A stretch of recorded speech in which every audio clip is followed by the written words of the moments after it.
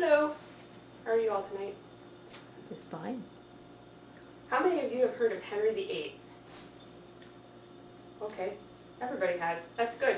Well, if you haven't, you might have and not realized it. There's a song most famously portrayed in Ghost where they sing about "I'm Henry VIII, I am." If you've ever seen The Tudors, which is a TV show on HBO, or if you've ever seen or read The Other Boleyn Girl, you have heard of Henry VIII. He's known for being a bit of a bloody tyrant. He executed thousands in his reign, including 2 of his wives. But Henry was more than just a bloody tyrant. He contributed a lot to the course of history and changed the course of history. First, I'm going to tell you about Henry's background, his youth, his siblings, his father. And then I'm going to give you a little bit of a description about his reign and tell you about what he did for the planet, or the world. And then I'm going to give you a little bit about his death and his demise, because it wasn't very pretty. So, with that said, first I will give you a little bit about his life. Henry VIII was not supposed to be king. He had an older brother named Arthur, who died at the age of 15 before he could get to the throne. Henry VIII's father, Henry VII, had recently brought together all of England, all the lords of England, so that they were one united nation.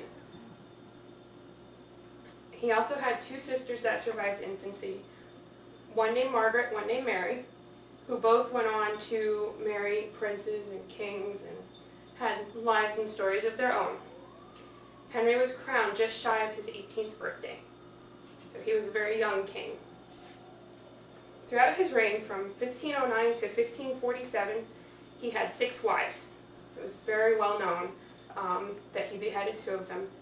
But his first wife, the one he was married to for over 20 years, Catherine of Aragon, had actually been married to his brother. So she was meant to be Queen of England no matter what. She was the daughter of the King and Queen of Spain, Isabel and Ferdinand. They were the ones who sent Columbus across the ocean blue. His second wife was Anne Boleyn, who was the first wife that he beheaded. She was called a witch, and she was not beloved by the people. He was married to her for 3 years. His third wife was Jane Seymour, and she died in childbirth. She finally gave him the son that he had been hoping for. His fourth wife was Anne of Cleves, who was actually a German duchess. He annulled the marriage because he didn't like the way she looked. His fifth wife was Catherine Howard, who was Anne Boleyn's cousin. She also was beheaded. She was 15 when he married her. I know he sounds a bit like a pedophile, but this is just how things were back then. His final wife was Catherine Parr, and she was with him when he died. They were married for about a year before he passed away. He was also well known for the number of executions that he ordered. They included his 2 wives and also his several of his advisors. He was constantly at war with one country or another, Spain, Scotland, or France. He was also known for his extravagance. The English court was the richest court, and he flaunted it. He was constantly hunting, jousting, partying. I mean, he was the Paris Hilton of that time. He also had 4 children. He had Mary with Catherine of Aragon. He had Elizabeth, who turned out to be Queen Elizabeth I. He had her with Anne Boleyn. And then his one and only son to survive infancy was Edward. He also had an illegitimate son named Henry with a woman named Bessie Blount.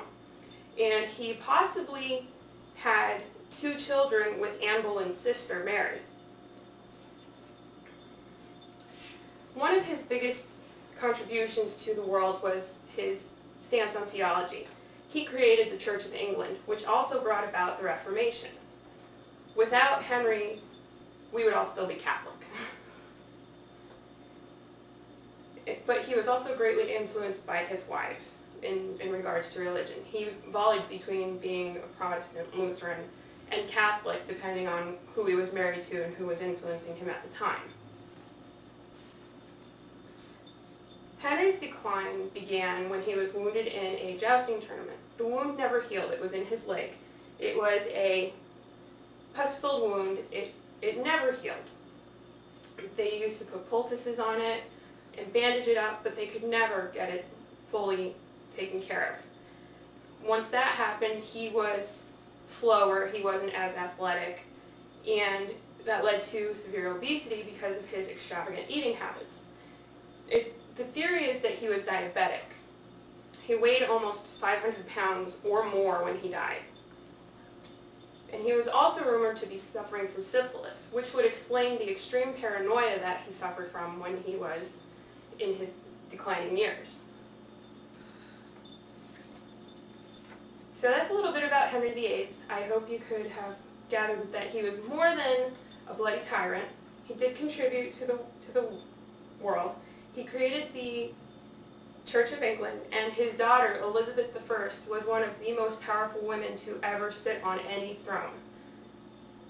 The irony of Henry is that throughout his life, he was on a quest to have a son. He needed a son. That was his one pounding desire, was to have a son. And the son that he did have never really got to become anything on the throne because he died at a young age.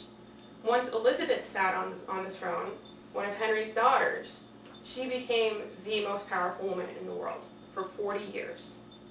Thank you.